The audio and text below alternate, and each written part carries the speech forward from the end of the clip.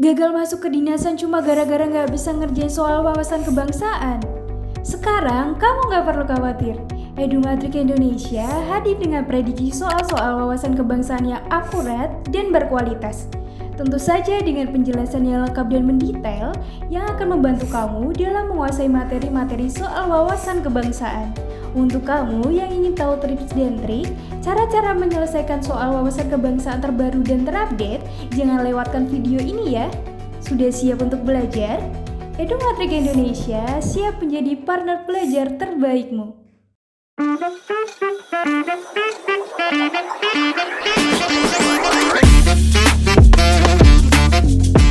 Jadi tadi jawabannya yang ini yang D ya, bukan UD. Jadi ini tuh produk dari dua sidang. Pertama sidang PPU PKI, panjangan dari Badan Penyelidik Usaha Siapan Kemerdekaan. Terus ada sidang yang keduanya, yang kedua sidang PPKI atau Panitia Persiapan Kemerdekaan Indonesia. Nah, kalau Pancasila sama undang-undang itu dirumuskannya di sini. Jadi ini perumusan dasar negara ya. Dasar negara. Apa aja? Di sana ada undang-undang dasar plus Pancasila. Yang kita kenal dengan UUD 45 itu ya. PPKI ini nanti mensahkannya. Jadi mensahkan undang-undang tadi plus juga nanti memilih presiden pertama dan wakil presiden itu Soekarno ya, dan Pak sebagai wakilnya. Cuman kalau ini sistemnya kita belum ada pemilu ya, jadi mereka saat itu masih dalam sistemnya aklamasi atau ditunjuk. Siapa yang menunjuknya? PPKI. Udah. Oke, selanjutnya sekarang kita ke yang nomor 2. Pernah dengar istilah landasan ideal? Ideal atau ideologi ya, ideologi. Nah, kira-kira ideologi itu apa sih? Ideologi itu kan berarti pemahaman ya, point of view. Nah, berarti kalau orang Indonesia tadi saya bilang di awal, di nomor 2 itu jawabannya adalah yang Pancasila. Jadi dimaksud dengan landasan ideal ini, jadi ideologi kita harus mengacu pada Pancasila, ya. Terus yang kedua juga ada yang disebut dengan landasan konstitusional atau landasan hukum. Jadi ada landasan ideal, ini kaitannya dengan ideologi, ideologinya Pancasila. Terus yang kedua ada landasan konstitusional, artinya landasan hukum. Kan kita itu disebutnya stat ya, negara hukum. Indonesia itu adalah negara hukum. Berarti segala sesuatu tindak tanduk kita itu diatur oleh hukum positif ya, untuk hukum negara. Nah, apa aja yang menjadi landasan konstitusi kita? Pertama ada UUD 1945. Terus yang kedua ada maklumat presiden kalau misalkan dalam keadaan darurat ya. Dan yang berikutnya ada dekret. Ini jadi salah satu landasan hukum yang sah di kita. Cuman kalau untuk terkait maklumat sama dekret sendiri ini hanya dikeluarkan pada saat kondisi darurat, bahkan dalam kondisi perang atau chaos. Boleh ada istilah maklumat atau dekret. The rest of it sisanya dalam kondisi normal kita mengacunya ke Undang-Undang 45. Sejauh ini undang-undang kita masih Undang-Undang 45 ya, belum berubah. Kecuali di amandemen. Oh ya, beda ya istilah diubah sama di amandemen. Kalau amandemen ada istilahnya, pernah dengar? Pembaruan poin-poin ya. Sebagian poin-poin di undang-undang. Misalkan atau penambahan juga bisa ya. Penambahan atau pengurangan malah juga bisa.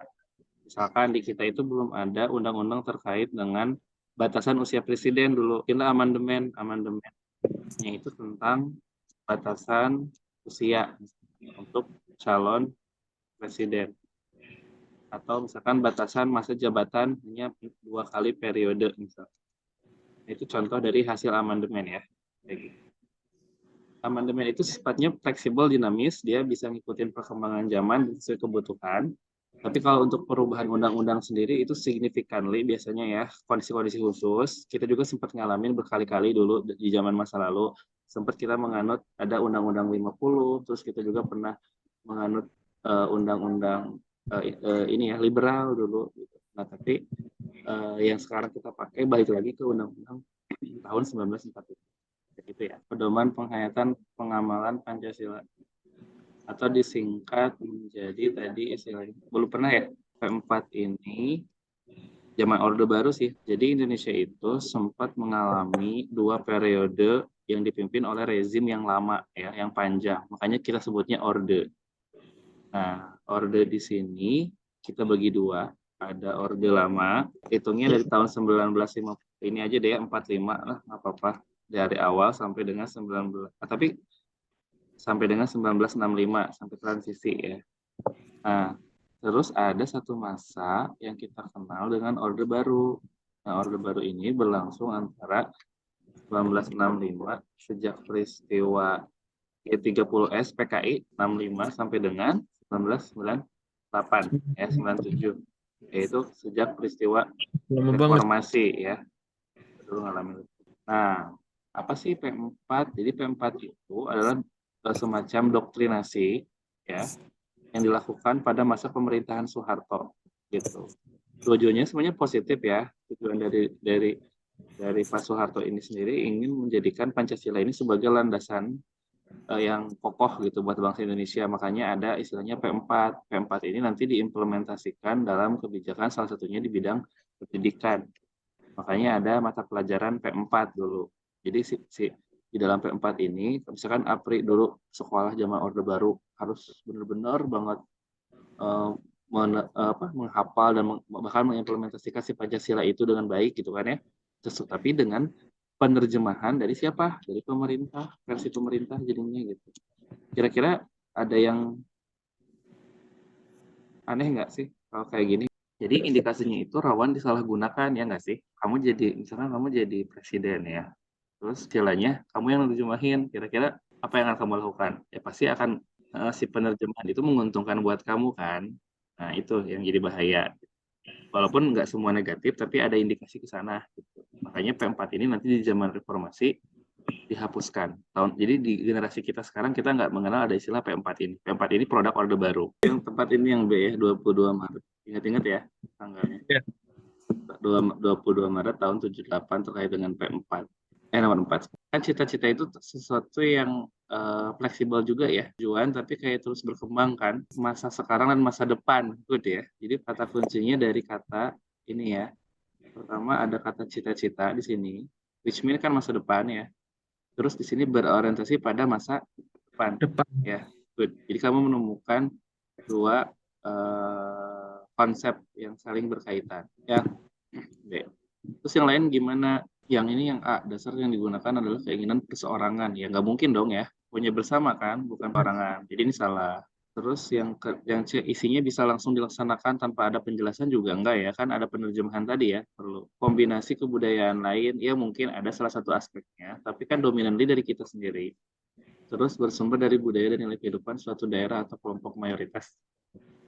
Ini juga kayaknya kurang relevan ya, kalau sedangkan Indonesia sendiri kan kita punya nilainya itu. Salah satunya keberagaman. Kita juga harus menghargai minoritas di sini. Jadi nggak cuman kita melihat satu faktor kayak yang dominantly aja, satu ini yang paling kuat, paling banyak harus diutamain, enggak. Kita juga harus melihat kelompok-kelompok minoritas. Sekarang kita lanjut ke yang nomor 5. Ya. Integralistik itu apa sih? Jadi integralis dari kata integrate itu artinya bersatu ya. Dari kata integrasi artinya bersatu. Bersatu artinya berarti kan padu kuat, gotong royong. Nah, kira-kira yang merujuk ke sana di mana sih biasanya kita nemuin potret yang real orang gotong royong, saling bantu? Jawabannya D. 6. Ya diingat-ingat ya. Sambil kalau ada kamu nemu kata-kata baru dicatat, kedepannya mungkin ada muncul lagi istilah itu jadi udah tahu gitu ya. Nah ini kan sebenarnya tentang asal mula Pancasila ya, kata kuncinya ya. Nah, asal mula Pancasila ini kita bisa lihatnya dari 2 konteks sebenarnya, langsung dan tidak langsung. Kalau langsung itu merujuk pada peristiwa yang mendorong adanya Pancasila. Peristiwanya apa?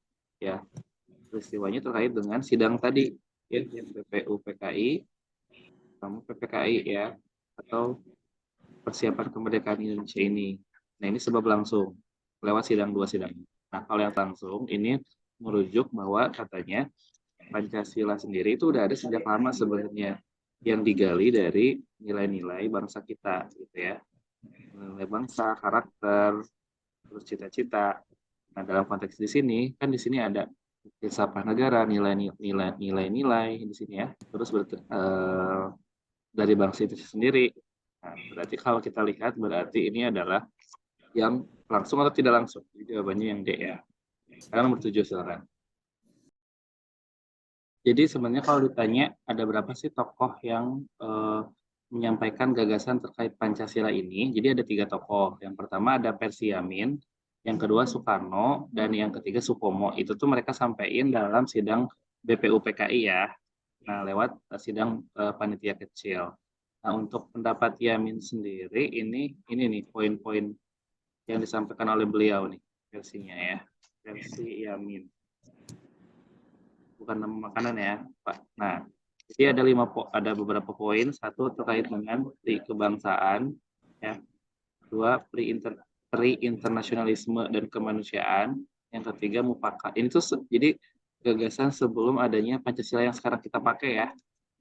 Oke, jadi baru ide, tapi nggak dipakai semua, tapi mungkin menjadi menginspirasi ya itu. Nah, kalau kita lihat kan di sini asas-asasnya meliputi tingkah laku, 5 dasar pedoman aturan. Nah, yang dimaksud itu yang 5 dasar ini. Jadi jawabannya yang 7 itu yang Yamin. Terus gimana dengan landasan yang disampaikan oleh Pak Soekarno ya? Ada 5 poin. Kebangsaan Indonesia, internasionalisme atau perikemanusiaan, musyawarah dan mufakat, dan kesejahteraan ketuhanan. Ini versi Soekarno. Kedaulatan rakyat, kesatuan, kekeluargaan, keseimbangan lahir batin, musyawarah, keadilan sosial, ketuhanan.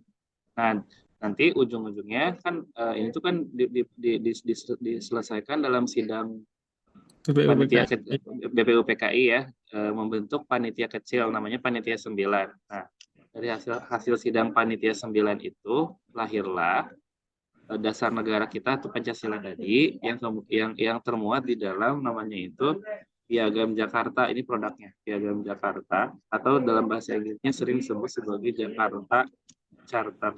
Nah, di dalam Jakarta Charter ini termuat Pancasila yang kita pakai sekarang. Walaupun ada sedikit perubahan. Jadi dulu itu poin 1 itu kan versi Jakarta Charter itu ada ininya, ada tambahannya dengan menjalankan syariat Islam. Cuman karena ini dipandang tidak merepresentasikan Indonesia yang beragam, kan ada kelompok agama lain juga ya, minoritas, akhirnya poin ini dihilangkan. Jadi hanya meliputi ketuhanan yang Maha Esa saja. Jadi artinya yang agama lain pun diakui gitu, eksistensinya tidak mendominasikan satu kelompok mayoritas saja.